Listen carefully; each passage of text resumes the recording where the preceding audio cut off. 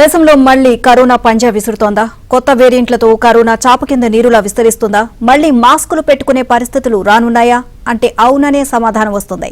ఈ క్రమంలో కేంద్రం తీసుకోబోనున్న చర్యలేంటి?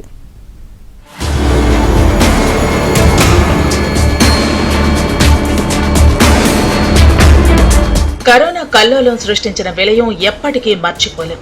తాజాగా దేశంలో పలు రాష్ట్రాలు, ప్రధాన పట్టణాల్లో పాజిటివ్ కేసుల సంఖ్య పెరగటం ఆందోళన కలిగిస్తోంది. తన రూపాన్ని మార్చుకుని యుద్ధం చేస్తోంది. NB181 LF7 వేరియంట్లను భారత్ గుర్తించినట్లు Indian SARS-CoV-2 genomics consortium INSA-CoG వెల్లడించింది. NB181 రకం కేసు ఏప్రిల్లో వెలుగు చూడగా LF7 కు సంబంధించి 4 కేసులు మేలో గుర్తించినట్లు తెలిపింది. అవి తమిళనాడు, గుజరాత్ లో నమోదయ్యాయి.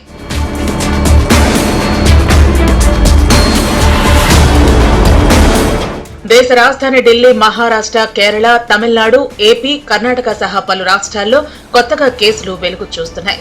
3 ఏళ్లలో తొలిసారి ఢిల్లీలో 23 మందికి వైరస్ సోకడంతో అంతా అప్రమత్తమయ్యారు. రోజు రోజుకు కేసుల సంఖ్య పెరుగుతున్నందున అన్ని రాష్ట్రాల ప్రభుత్వాలు ఆసుపత్రులను అప్రమత్తం చేశాయి. అయితే ప్రస్తుతం కేసులు నమోదవుతున్నప్పటికీ తీవ్రత తక్కువేనని ఇటీవల కేంద్ర ఆరోగ్య శాఖ పేర్కొంది. అయినా అప్రమత్తంగా ఉండాలని రాష్ట్రాలను హెచ్చరించింది.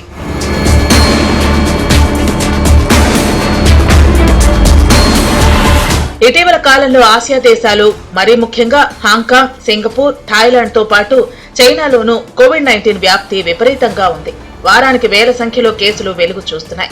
వైరస్ వ్యాప్తికి JN1 వేరియంట్, దాని ఉపరకాలే కారణంగా అధికారులు చెబుతున్నారు. JN1 ఉపరకాలైన LF7, NB18 వేరియంట్ల వ్యాప్తి అధికంగా ఉందని ఇటీవల సింగపూర్ ఆరోగ్య శాఖ తెలిపింది. దీనివల్ల జ్వరం, ముక్కు కారటం, గొంతు నొప్పి, తలనొప్పి, నీరసం వంటి స్వల్ప లక్షణాలు కనిపిస్తున్నాయని, బాధితులు 4 రోజుల్లో కోలుకుంటున్నారని వైద్య నిపుణులు వెల్లడించారు.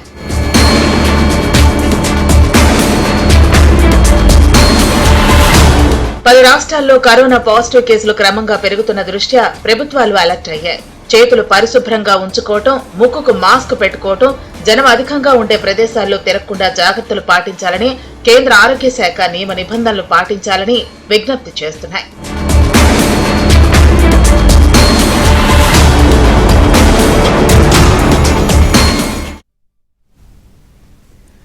ఏపీలోనూ చాప కింద నీరులా కరోనా విస్తరిస్తోంది. కోనసీమ జిల్లాలో కోవిడ్ కేసు నమోదు కావడం కలకలం రేపుతోంది.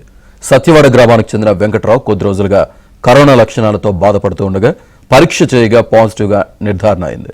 దీంతో కాకినాడ ప్రభుత్వ ఆసుపత్రికి కరోనా బాధితుడిని తరలించారు.